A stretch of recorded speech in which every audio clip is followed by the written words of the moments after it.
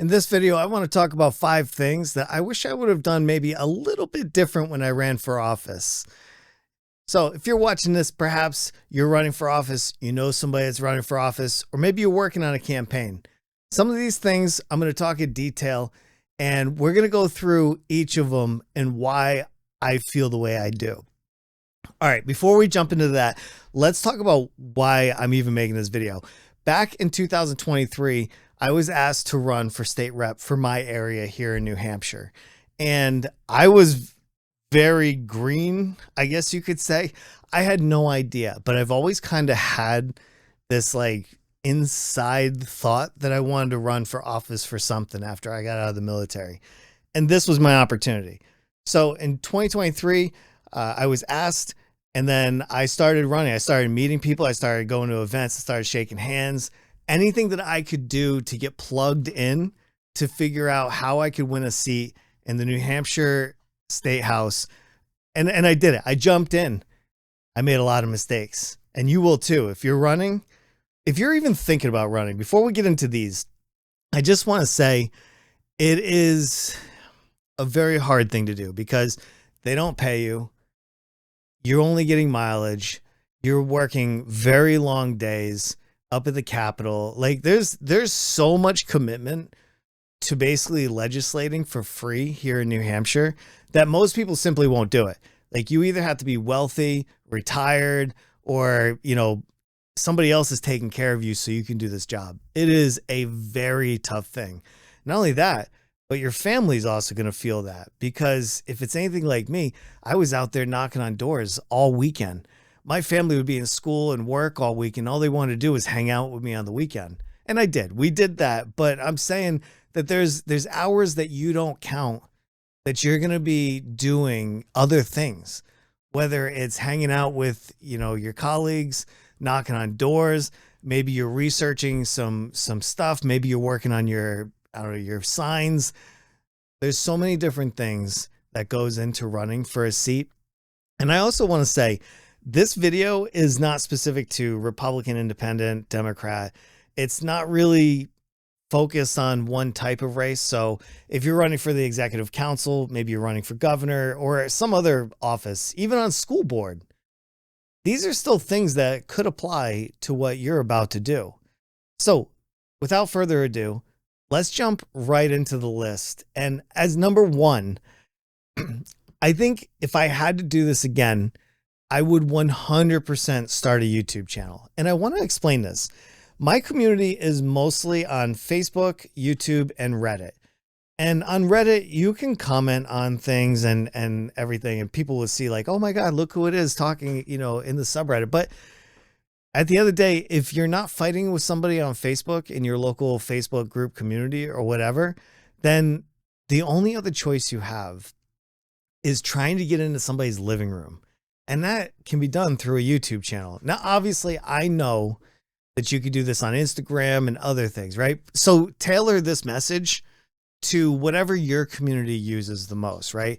Think about how you want to message to the people that may vote for you. At the end of the day, I would have done a YouTube channel because, one, when people are just hanging out in their living rooms at night and they don't have anything to do, they're looking for things.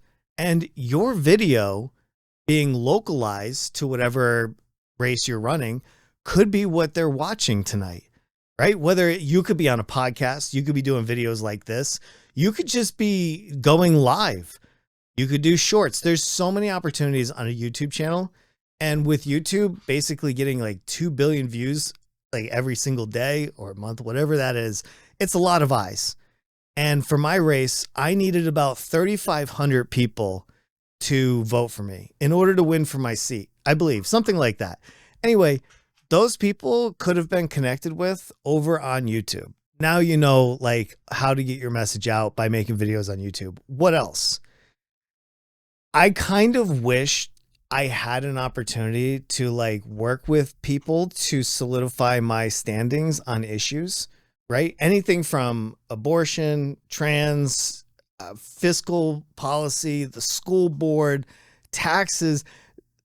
When you go to somebody's door, you don't know what they're going to talk about. I went to somebody's house and he talked to me about the watershed problem and water rights. I had no concept of what he was driving at. All I knew is if I could help this guy, I wanted to help him. But had I even considered that as a conversational piece, maybe I could have brushed up on it. And I would have been more confident had I, when I was engaging with him, and we could have had a different conversation. I have no idea if that person voted for me, but if I didn't know what I was talking about, maybe I wouldn't have voted for me. You know what I mean? So taking opportunities to like maybe fake debate your colleagues, or, really start writing down like, hey, these are the issues I'm passionate about. And these are some issues that I think other people might be passionate about. And then these are the things that maybe I should go and read up on and consume content around until I found where I stand. And I think it's really important, because if you go to somebody's house or you have to stand up in front of somebody and you're kind of wishy-washy, it doesn't send a really good message. And that's one thing that I wish I could have done. I'm very good at public speaking. I did it for a job for quite a long time in the military, so it's not a problem for me, but I didn't really like confidently with my chest out be able to talk about, XYZ, whatever that is. And I can tell you my number one priority when I ran for office was legalizing cannabis, not just for the fun of it, but because fiscally it makes sense here in New Hampshire and so many other things. And I don't want to pay as a taxpayer for somebody to sit in prison because they had a small possession charge. See, it's those kind of things that you have to work through. You have to figure out like where your morals lie, and how do you get other people with the same thoughts that you have to go out to the ballot, circle in your name, and vote for you. These are all part of the processes. So slipping into number 3, I wish I would have canvassed at the right time. I went about 3 months earlier than when I actually registered to run for state rep. And what happened was, I feel like a lot of those people forgot about me. Maybe they didn't vote for me because I wasn't fresh in their mind, or maybe they forgot who I was because I was running with several people. And I mean, do you really remember something 9 months beforehand? So I started going in April. And here in New Hampshire, we register for June. And then from June to September, you're running for your primary seat. And then from September to November, you're running in the general election. And being able to time when you knock on people's houses is important. I needed to knock on thousands of doors. And you need to space that time out, because if you go too late, you're going to run out of time. There's no way you're going to ever go back to the house that you just left. Unless you have a very small community, it's probably not going to happen. At the end of the day, you need to find like the right time of day, the right day of the week. And then you need to figure out like the houses that you think are important to your campaign. And canvassing at the sweet spot is correct, because so many times out of like, I think I went about to 600 houses, right? Which doesn't seem like a lot in the grand scheme of things. But that is a lot of driveways to pull in and out of. And I would say less than 5% of people opened up their doors. Now, I can't say for certain if they were just like not answering the door, or if I had picked the wrong time to come and have that conversation. So with only a 5% open rate, that didn't give me a lot of opportunity to connect with my community. So maybe a little caveat to canvass at the right time. Maybe I'd also put quotations, should I canvass? Maybe canvassing, I mean, I know a lot of people are going to say, you have to canvass, Adam. You can't just not canvass and think you're going to win. But I question that, because what if you hyper-localize that YouTube channel that we talked about in point number 1, and a lot of living rooms were watching you throughout the season? That is almost a more effective way to connect with somebody than the 30 seconds to 2 minutes that you're going to have while they're just wedging their screen door open and say, what do you want? All they want to do is get out of that situation. There might have been like 5 people along the way that actually wanted to talk with me, that like had real questions. Those people actually excited me. And if you're watching this and you were one of them, hey, just a quick thank you from me to you. Let's jump to number 4. Number 4 is pretty simple. Now, in my town, I know that there's about 10,000 residents in my town. And I know that this town requires a 2-acre minimum to build a house on. So what I'm getting at is everything is really far apart, and it's kind of like living in a very rural city.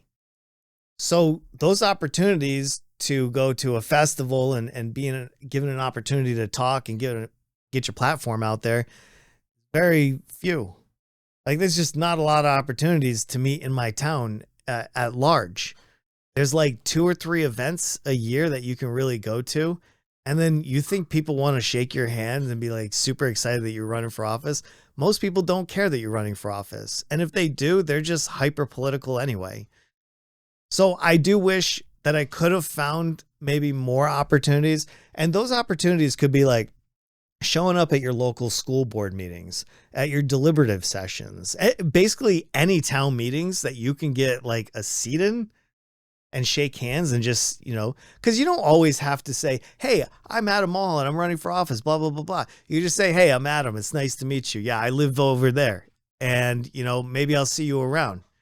Maybe you have some little conversation with people like you would at the grocery store. Point being is that the more opportunities you get out in front of people, the more they might actually vote for you. So finding those opportunities, even if they're outside your town, like for me, maybe I could have gone to Rochester, Dover, Epping, or some of the other like smaller cities here in New Hampshire and hoped that I would run into people from my community and say hi. Just getting your face known, like when they can like see your face and they can match it with your name, and then you get into a ballot booth, right? And then the chances are they're going to circle next to your name. And that's what you need. All right, let's move on to the last, right? Oh, and before I get into there, I just want to say this is in no particular order, right? So this isn't like most important to least important. This is just 5 thoughts that I have on running for office here in New Hampshire. All right, number 5. I would have run for a lower office before I ran for state rep. And there's so much opportunity to run for state rep that most people would just do that anyway, right? So it's not like a huge issue that I didn't. But one other thing that I would do is maybe run for school board, run for select board, run for something. Just local. So like when you announce that you're running for state rep or Senate or governor or whatever that is, people already know you from the lower position that you held. Like if you run and you do great things for the school board and then you run for something else, people can say, oh, I remembered this person because they did such a good job on the school board. I think that they would represent my interest at the higher level. And that's what you're gunning for. Right. So you can say, hey, just do something local, and I'll give you a good example of that too. Now I used to be a licensed hairdresser. Right. And I used to do a lot of barbering.